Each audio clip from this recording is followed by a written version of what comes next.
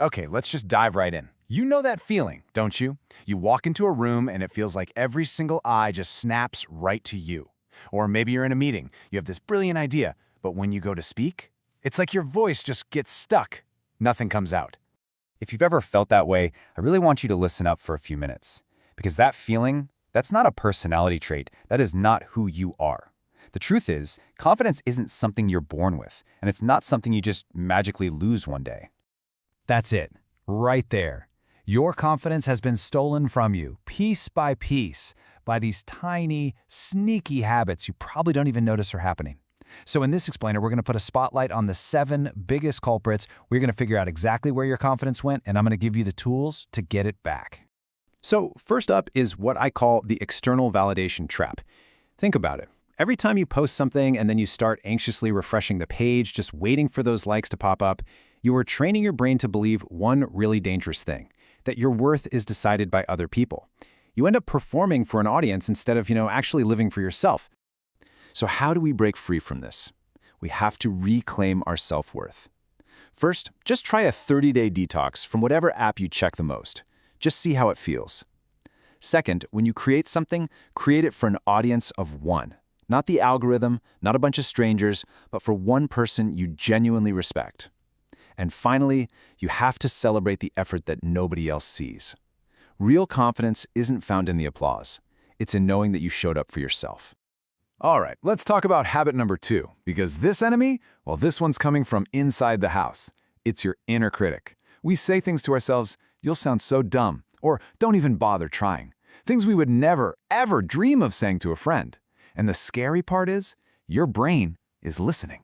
See, every time you repeat those thoughts, you're literally carving pathways in your brain for self-doubt.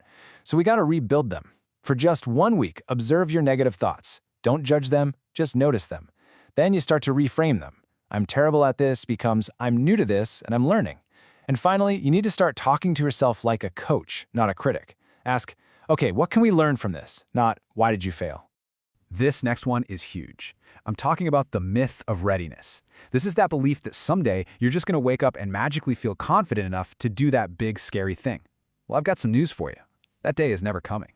Because that is not how confidence works. And this is so important. Confidence is not a requirement for taking action. It is the result of taking action.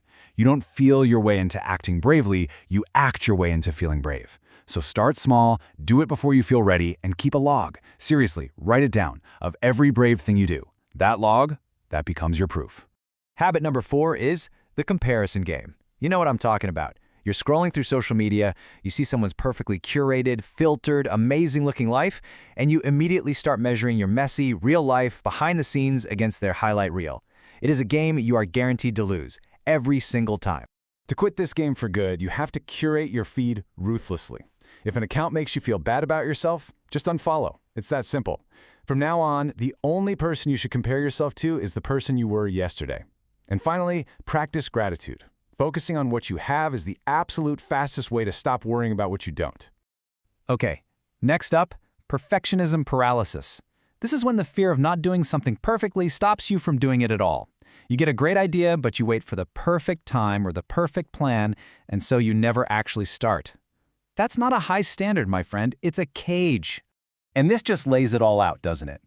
Chasing perfection, that leads to stagnation. It's stressful. But chasing progress, that leads to growth. Give yourself permission to be a beginner. It's okay. Embrace the messy first drafts and the B- work, because done is always infinitely better than a perfect that never exists.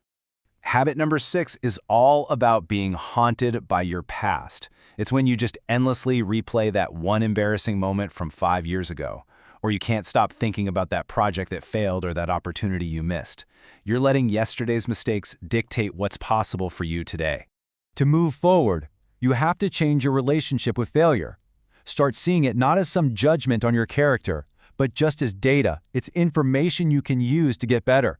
And you have to forgive yourself for not knowing then what you know now. You are not your mistakes. And now for our final habit. This is one we so often overlook. It's neglecting your physical foundation. Look, you just can't have a confident mind if it's living in an exhausted, poorly fueled body. We treat self-care like it's some kind of luxury, but it's not.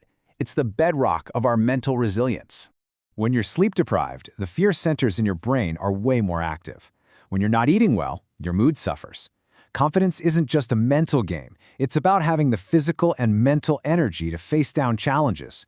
So prioritizing sleep, nutrition, and movement, that isn't selfish. It's absolutely essential. So there you have it. 7 of the biggest thieves of your confidence. Seeking that external validation, listening to your inner critic, waiting for the myth of readiness, playing the comparison game, being paralyzed by perfectionism, dwelling on past mistakes, and of course, neglecting your physical foundation. Now listen, I don't want you to feel overwhelmed by all this. I want you to feel empowered. So please, don't try to fix everything at once. Just look at that list and pick one. Which one made you nod your head the most? Commit to working on just that one habit for the next 30 days. Your confidence isn't gone forever, I promise. It's just buried under years of these bad habits, but you can start digging it out one small action at a time. So my question for you is this: what is the one small action you're going to take today to start getting it back?